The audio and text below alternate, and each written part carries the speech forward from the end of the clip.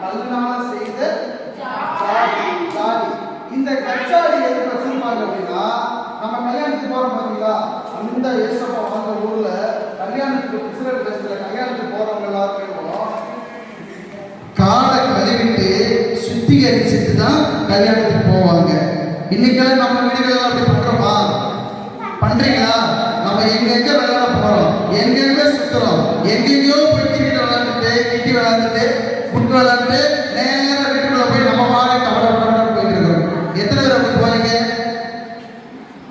பரவாயில்ல, இதுக்கு கை தூக்குறாங்க.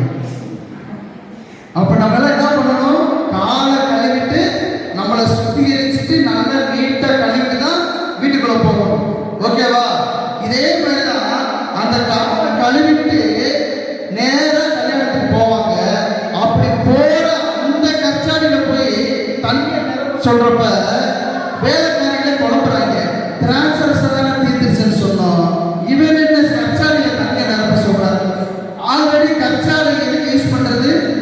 எதுக்கு யூஸ் பண்றது? நான் கேள்வி கேட்டேன்னு சொன்னேன்ல, காலை கழுவிட்டு உள்ள போறது